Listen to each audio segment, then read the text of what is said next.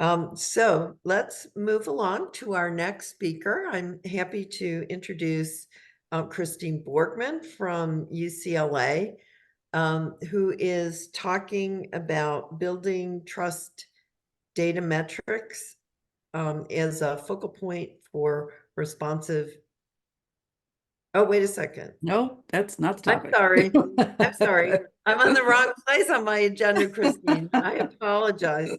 You are next for sure, but you are talking about the future of data in research and publishing, which is what it says right up on the slide. So I should have been reading your Chris, slide. Chris, you might want to put it into presentation mode. We can see the notes. Oh, that's interesting. It is in presentation mode. Well, you need to put it in like the whole slideshow. Interesting. Do you want to take it down and put it, click on the slideshow and put it back up again? It's probably because I have two screens. Let me, did that do it? No. Use slideshow. Does that do it? Oh, yeah, that's it. Okay, got it. All right. All right, take it away. Okay, super. Starting now. Okay, so the background on this is that Julia and Nancy asked me and Amy Brand to put together something about the changing nature of data in scholarly publishing. And that is just an absolutely massive topic. So we put it together so I'm going to do a very high level overview of something that's really big. And just for background, my research is in data and data practices, and I've worked with scientists and scholars across many fields. And Amy, of course, is the director and publisher of the MIT Press, which is one of the most prestigious and one of the most innovative scholarly publishers. So we kind of brought this together to say, what are some of the high-level issues? Also, in reflecting upon what we've heard so far, I think it's important to emphasize that all of these tools that have been built to mine data and improve them and build models are only as good as the data that are out there. So we're more concerned with very earlier in the scholarly chain of how you actually make data available and incentivize people to make those data available, and why it's ever more important in this changing environment with AI and so on. Now, Ophir gave us a bit of history.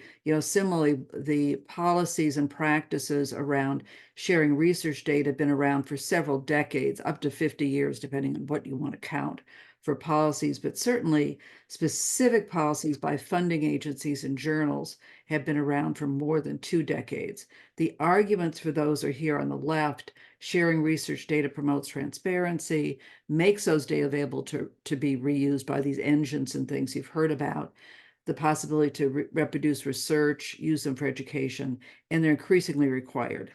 Now, where I want to focus is more here on the right, is how they actually get shared. The first point that you have to describe your data set and add metadata is, again, what the previous several presenters have talked about. It's very hard for people to know that, and we certainly know from library land that the people who are creating works are not the ones who are very good at cataloging. Once you've done that, you need to find a data archive that will take it. You need to write documentation for it, and that's protocols, code books, software, algorithms, and so on. Build some links between the data sets. DOIs help. We don't always have them. We heard from several databases that don't have DOIs, for example. Build those citations. We've seen that very few data are cited, or even people will use data but not cite them in their publications. And it's useful if you have some instructional materials like Jupyter notebooks or whatever to make these things useful. We set up a contrast between open data models and AI, just as a bit of a straw man here, as one of the drivers, but by no means the only driver that we're concerned with here. Transparency, the arguments are around being able to trust your data, trust your research, verifiability, accountability, and reuse comes farther down the line, but it's certainly a big driver.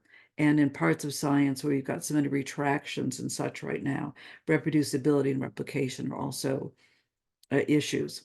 If you compare that to what we're facing and the concerns for AI, you find that you think of AI as a real black box, all these pushes for algorithmic transparency that aren't very far along yet. There's question answering, but the question answering tends to be done with very little domain expertise. If you ask someone in astronomy about a particular way of getting photons within a particular part of the electromagnetic spectrum, you're going to get a very different kind of answer than if you put it into an AI that does not have that kind of domain expertise behind it.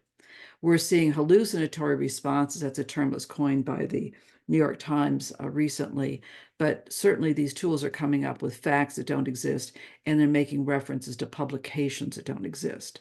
So those are the kinds of things that are of great concern to publishers on wanting to get much more transparency and deal with the trust and the verification issues as well. So let's also set up kind of a bit of this black and white between the perspectives of researchers and publishers about benefits and risks. This is a rather generous set of benefits, shall we say, from a author perspective. These are the kinds of things that this is the arguments from the policy standpoint that the world will benefit if you get those data out there. The individual authors and scholars are finding more risks and more costs. Getting data out there is common in some fields, but by no means the vast majority. There's arguments that you'll get more recognition, more citation, you'll find collaborators, transparency, and so on. But they're looking more at unfunded mandates, massive amounts of labor to do this.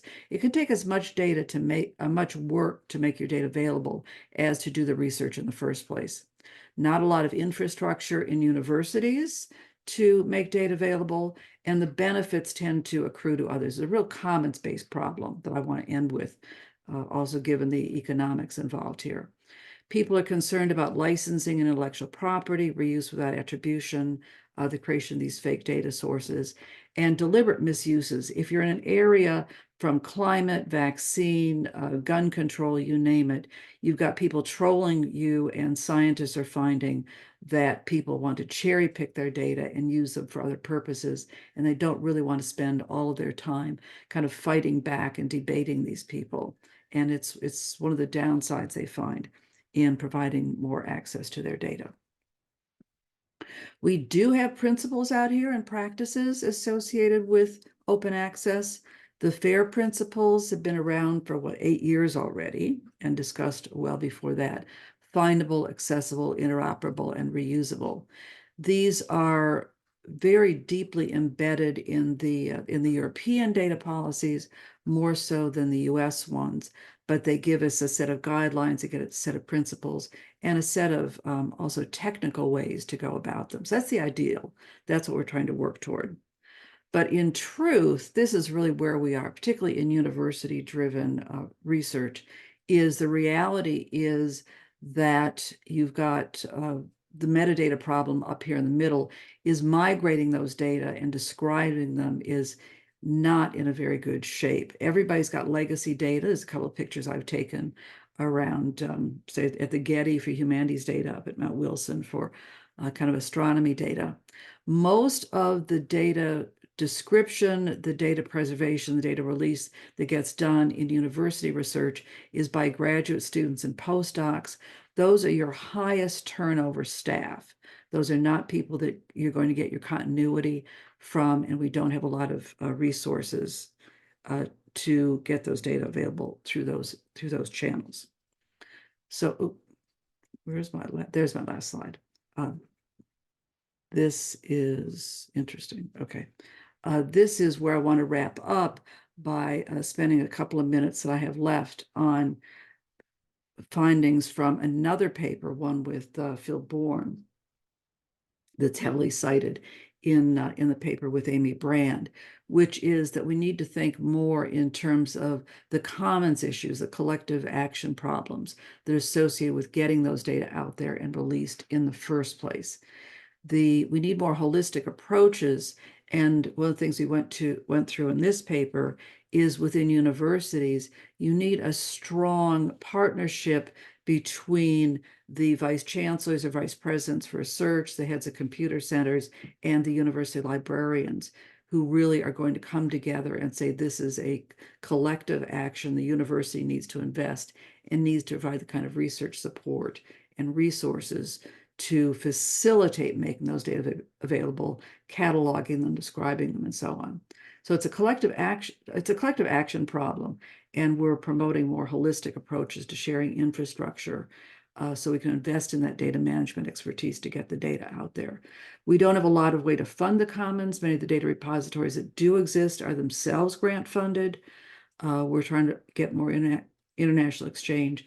So I hope we can come away from this seminar with thinking about more investment in sustainable strategies and looking at the benefits and the risks of open data, because the scholars themselves who are responsible for releasing data are very concerned about risks and often don't see a lot of incentives on that side to make those data available. So I think I'm right up against my 10 minutes, and I'll stop there.